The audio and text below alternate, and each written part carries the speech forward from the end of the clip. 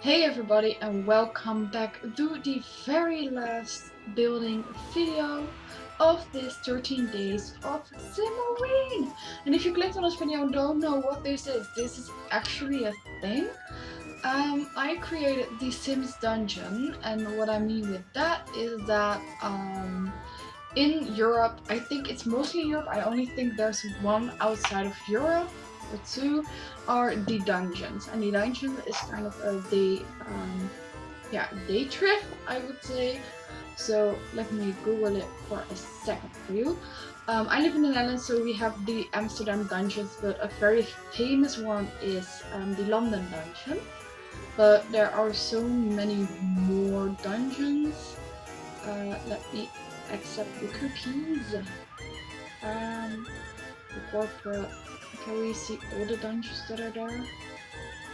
I know on the website I could find it, but anywho, the dungeons is something that is a kind of a horror home that learns you about all aspects of how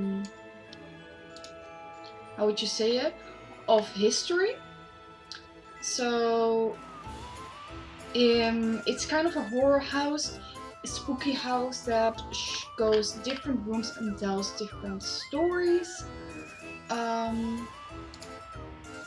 That's why it's very fun to go to, because it's kind of a guide through this whole house, and then you'll go to different settings, and then you'll be invited into the story. So when you go to the pirate one, they talk about mutiny back in the day, and they'll pick out a random stranger and say you had the mutiny and you're gonna scrub the floors or something like that. So that's a very fun way to tell the stories and how it actually was back in the day, but sometimes it's very creepy, sometimes it isn't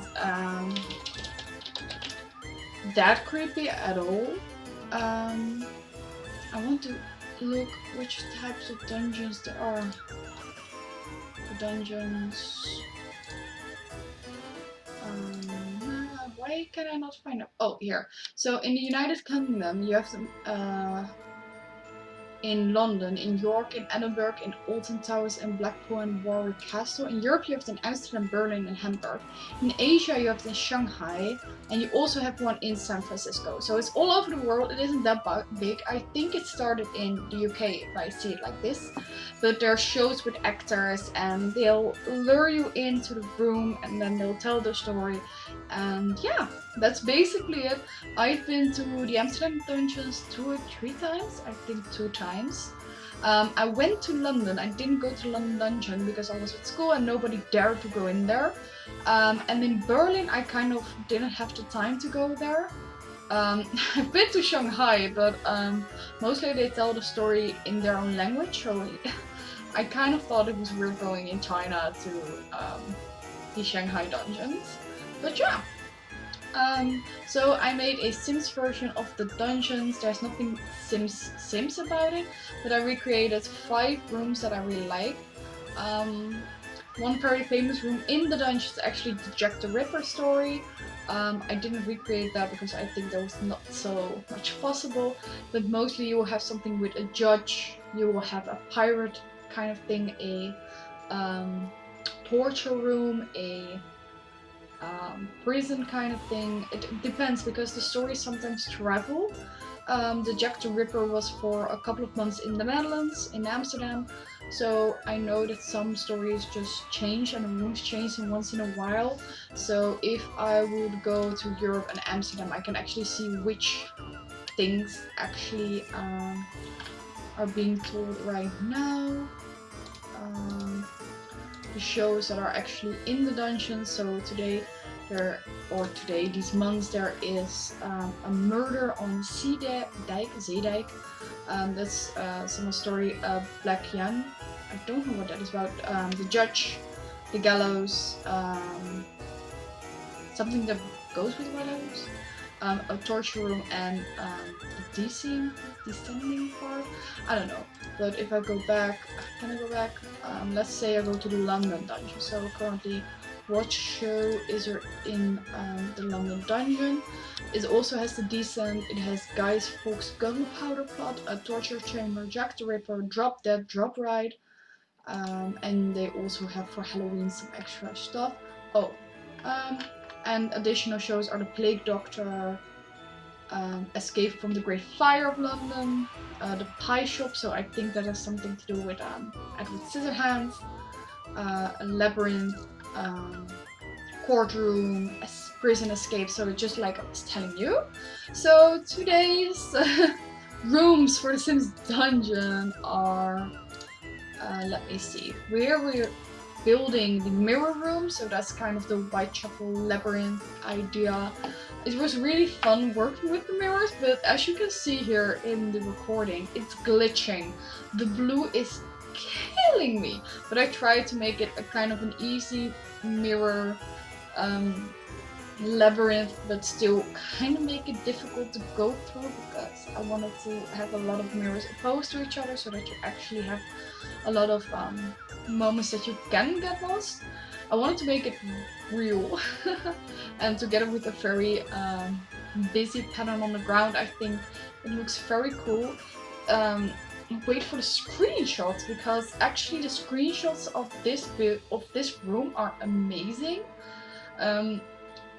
And when you look at first at it, it's actually pretty good. How'd you say it?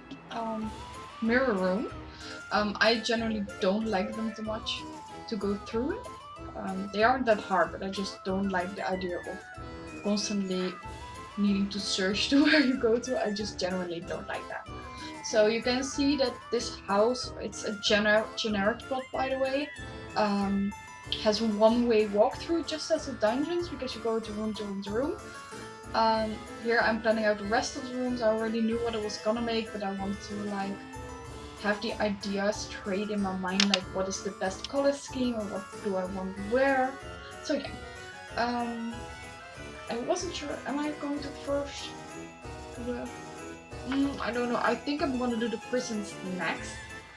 The hallways of course in between, because I didn't want to give anything away from the outside what was going on inside, so that's why the outside is kind of generic, as well as it's just a generic plot. Here a bit of old-fashioned decoration, so that we're kind of getting in the mood, and everything is very dimmed light or bad light. In the dungeons itself, if you ever get the chance to go to the dungeons, it's very bad lighted, and they really gonna play with you, and it's so much fun. I'm not easily scared, like not at all. The only thing that I think, I had to pick one thing that scares me the most, are horror games, because then you're actually playing it and you don't know what's next. Sorry for loud noise if you heard that. But movies, it's always predictable. I think I've watched too many horror stories to actually not get scared, or to get scared of them. I never get scared of horror movies. I've grown up with them. My parents really told me like what it is that horror movies are fake and you shouldn't be scared of them, and eventually I never got scared of it. Sorry, I need to yawn. Kind of tired. But I grew up not being scared of movies and knowing that everything is fake. So movies never scare me. And horror things don't generally, like horror houses or anything horror related. Going to like Friday nights of some kind of, it doesn't bother me.